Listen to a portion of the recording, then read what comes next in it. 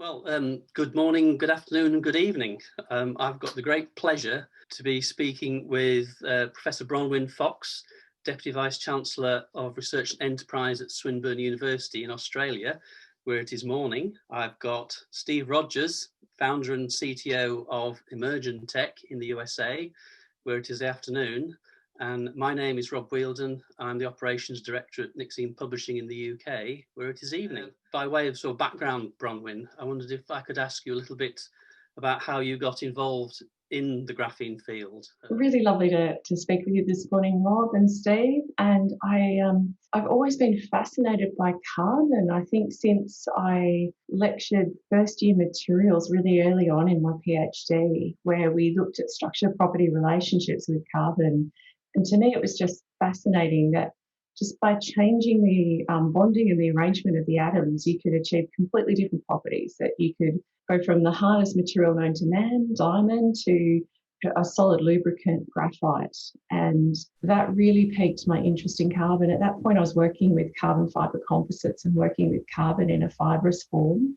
And then, of course, later became interested in carbon nanotubes. And I was actually doing a sabbatical in Manchester as graphene was being discovered, which was an epic fail in my career because I was working in a completely different group and on a different topic. But it was wonderful to be in the home of graphene and as it was being discovered and really explored.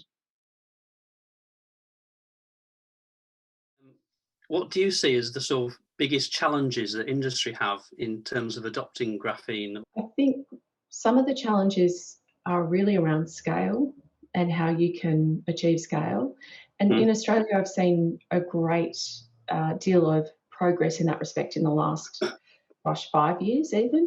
It's been very, very quick. Imagine Intelligent Materials developed a process that's a thermogravimetric process for thermal exfoliation of graphite into graphene, and they're able to make tonnes of their material a year. The primary application for them has been to coat textiles to create a smart sensing textile. And their primary product is a geotextile that's used to line coal seam gas tailings ponds to ensure that you're not having any breaching of the barrier material and that you're not having any leaching of hazardous materials into the environment. That was one of their first applications at scale.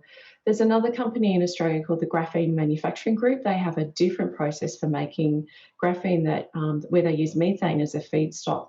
And again, they're making graphene at scale. And the challenge for both companies has been how do you do that reliably, reproducibly, and address all of the concerns that Steve mentioned before in ensuring that your product is a consistent quality and it's always going to be fit for purpose.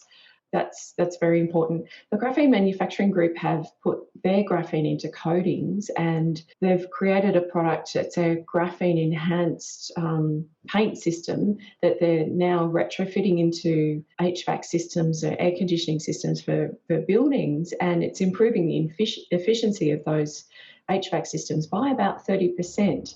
So there's some really exciting things happening in Australia and very inventive, and we are focused more on the scaling of graphene technology rather than the fundamentals of really detailed, I guess, using deposition techniques to create thin layer graphene. We do a bit of that as well, but I think where we're different to the rest of the world is where we're working at scale. I mean, I've heard, I can't remember the name of the company now, but they've been making the buckets on the excavators, in the mining excavators, so the lining for the buckets as graphene lining, and it means that they last so much longer than the traditional sort of lining for a bucket, which obviously is cost saving and less turnaround time to change the linings for the buckets and all sorts. And I also heard, somebody was telling me about swimming pools as well. Somewhere in Australia is putting graphene into the swimming pool liners. So not only do you get lighter swimming pools, but it prevents that sort of osmotic blistering as well, so they last longer as well as being lighter and easy to fit.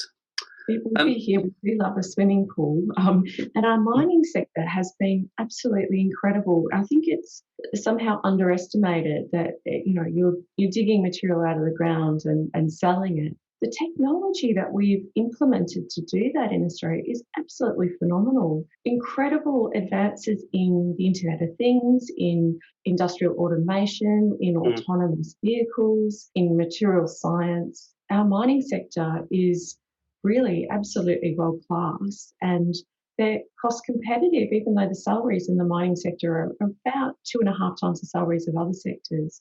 One of our spearheads for innovation, and we're now translating a lot of the learning from the mining sector into manufacturing. It seems like we're constantly walking the line between graphene is amazing and can do anything, and taking a more reasoned, realistic approach to which graphene products can do what kinds of things. I think you talked in the past, Bronwyn, about graphene being a smart material. I just wondered if you could expand on that a little bit more, please.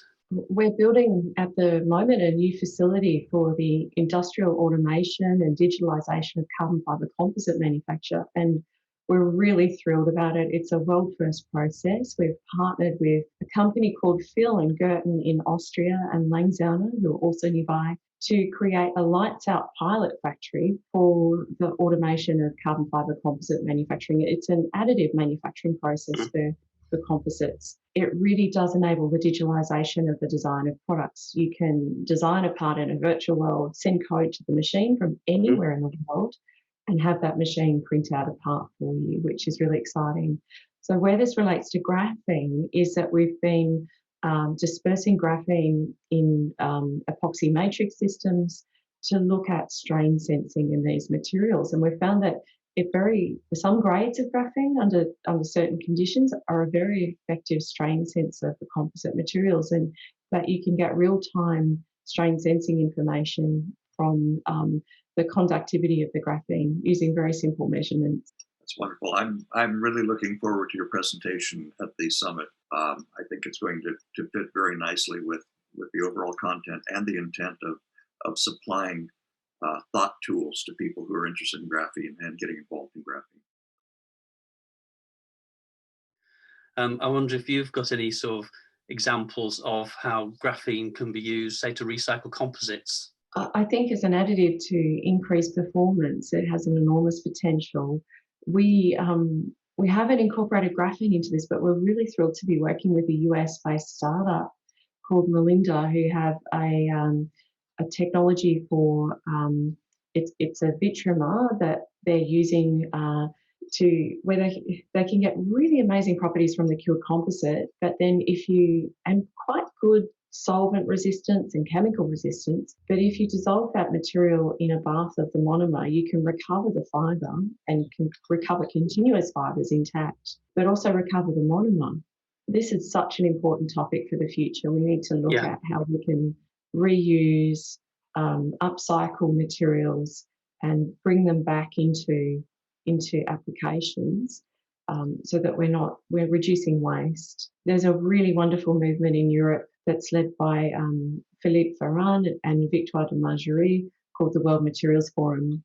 This year it was virtual. They also have a startup competition where they award a grand jury prize to the most amazing startup, and Melinda were actually one of the finalists in that startup competition, and that's how we were introduced to them through the World Materials Forum. Well, thank you so much, Bronwyn. It's been really fascinating being able to speak to you this afternoon or this evening or even this morning, and I'm really looking forward to hearing your presentation on the 11th of November at the SAMPI Graphene Leadership Summit.